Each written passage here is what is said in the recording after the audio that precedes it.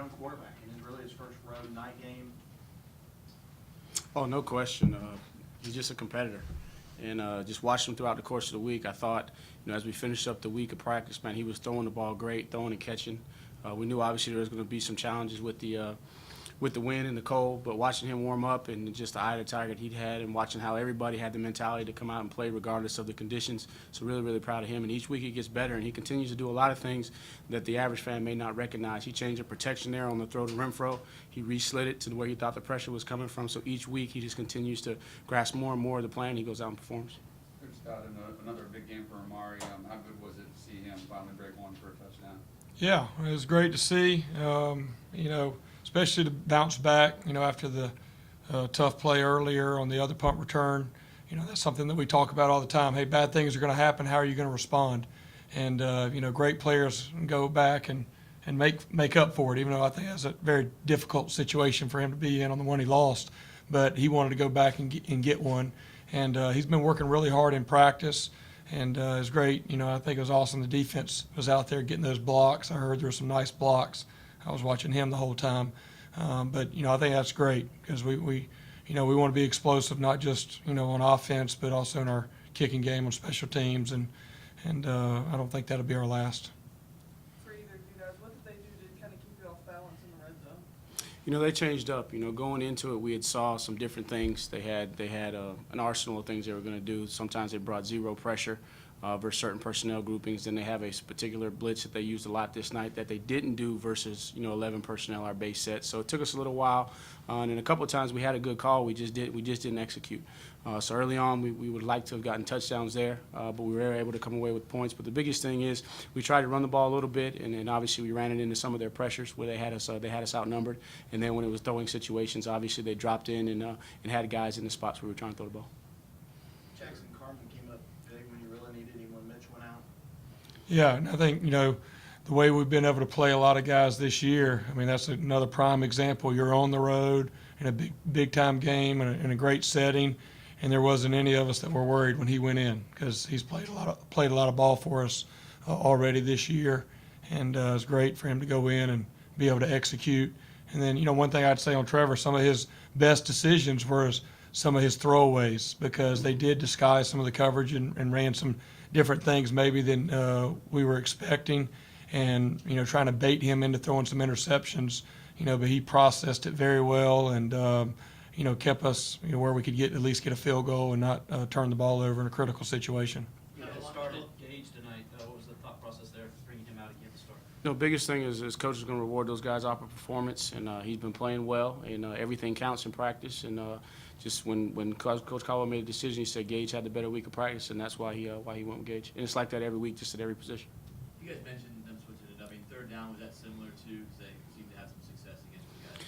Yeah, you look at them in the red zone. They're one of the best teams in the country defending in the red zone. I think they're top 15, maybe ranked 12th. And then what they did is they changed it up. They started using some of their boundary pressures with their corner off schedule. Obviously, we were preparing to see that in a little bit longer yardage situations, and they brought that out. That was one of the first third down calls that they had. And then what you saw they were doing as well is they were showing pressure, giving us an indication that they had pressure, and then they were dropping guys, and they were playing some invert coverages, which is very, very difficult for any quarterback to see, and for Trevor to be able to change some of the protections and go where we needed to go with the ball. And then we left some third downs out there we just didn't execute.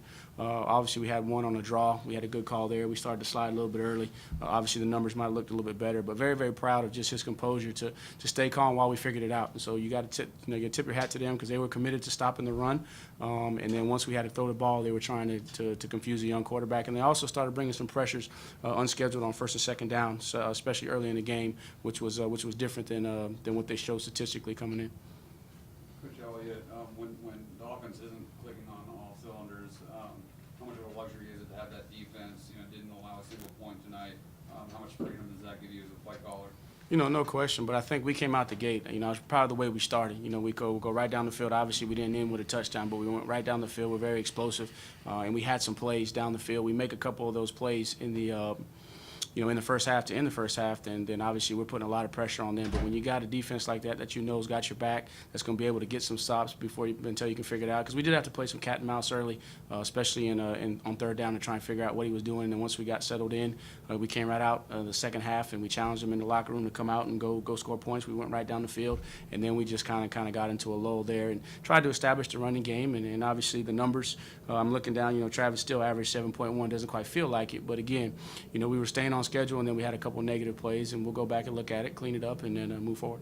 Jeff, you guys a couple times used Trevor in bootleg action. Did you see something with their ends and how they were crashing in, and you guys pulled that out of half? Yeah, and I think, Trevor's really good when you can get him on the move. And I just think, as part of kind of that cat and mouse that we're talking about when they're trying to take away the runs, they're really trying to squeeze and on some of your zone reads, trying to make Trevor pull it and give him a pull read. And so, if we can have some things where we can move him and take advantage of that, get him out there on the perimeter, and I think he does very well rolling out. And again, it's just some misdirection to go with some of our running game.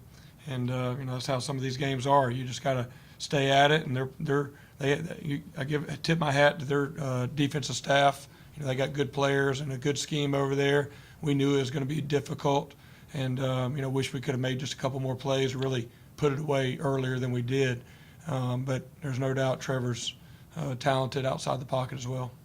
We'll go last one here, and then we'll go to the players. Coach, after 4 convincing wins in a row, does it almost serve this team well to have a kind of a slugfest where everything didn't come as easy as that? I mean, I think each game is different, right? I mean, we knew coming into this one there weren't any secrets that this was going to be a tough test for us on the road. I'm probably most impressed by the way our guys embraced it. I mean, they came out in pregame warm-ups. There was a lot of energy.